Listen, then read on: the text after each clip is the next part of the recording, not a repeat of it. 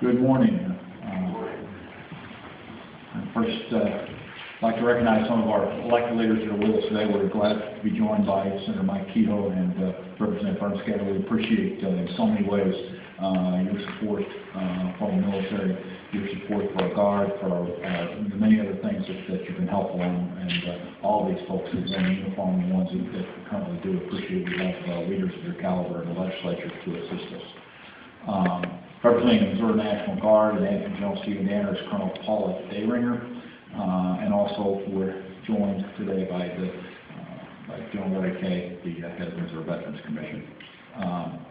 Also good to see Perry Collier, the Legion of Honor winner that I had the honor to present to, which, as most of you know, is the highest award that the French government is going to give, and it was an honor to present.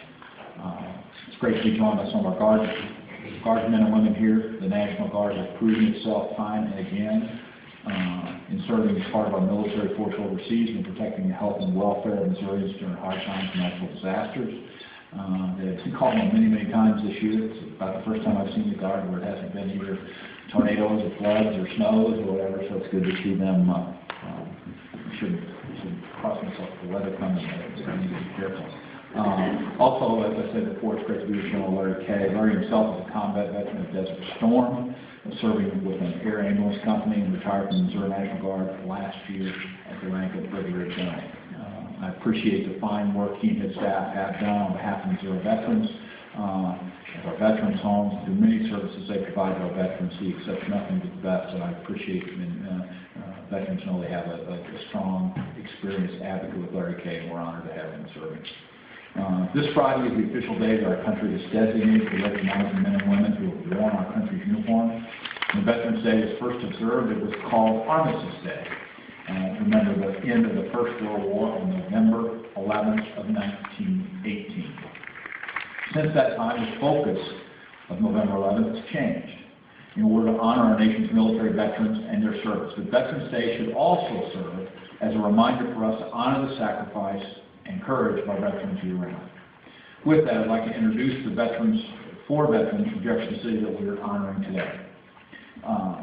Starting on my left is our first recipient, Mr. Wilburn Rowden, who served as a radio operator aboard a B-17 Flying Fortress in Europe during World War II. On his sixth mission, his plane was shot down over Germany, and Mr. Rowden was wounded.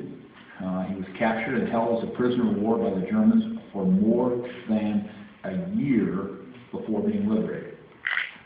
Next to him is Mr. Don Hentges, who served as a rifleman in the Army's 101st Airborne Division in Vietnam. While on patrol, he suffered serious wounds to his legs and eye when a booby trap exploded, killing another soldier. To my right is another Army veteran of Vietnam, David Mauldin. He served as a courier and driver, duties that routinely put him under enemy fire. While serving in Vietnam, Mr. Mauldin severely injured his knee, requiring hospitalization both in-country and back here in the United States. And finally, we are honoring another veteran of Vietnam, this time a Marine, Mr. Roger Stottlemyer.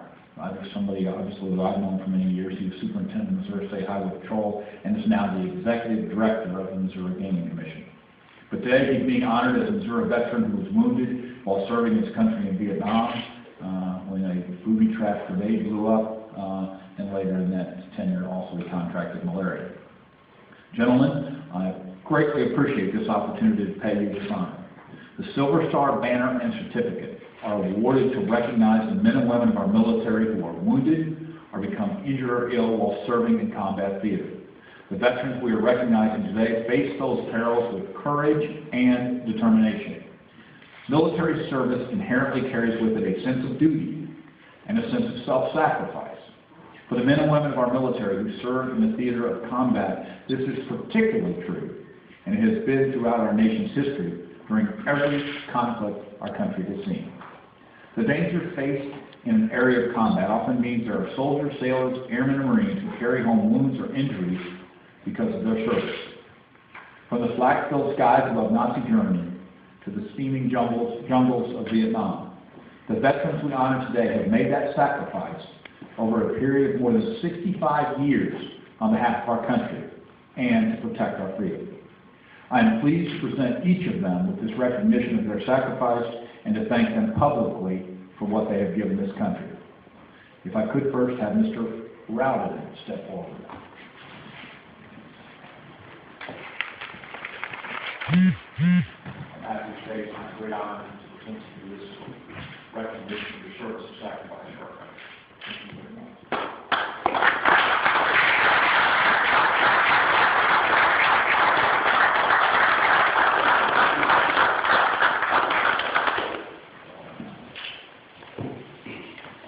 So I have Mr. Hentges.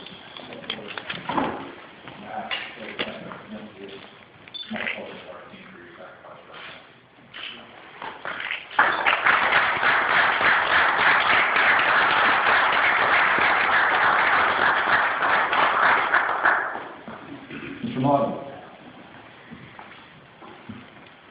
I have to take a small token of our respect for your sacrifice and leadership.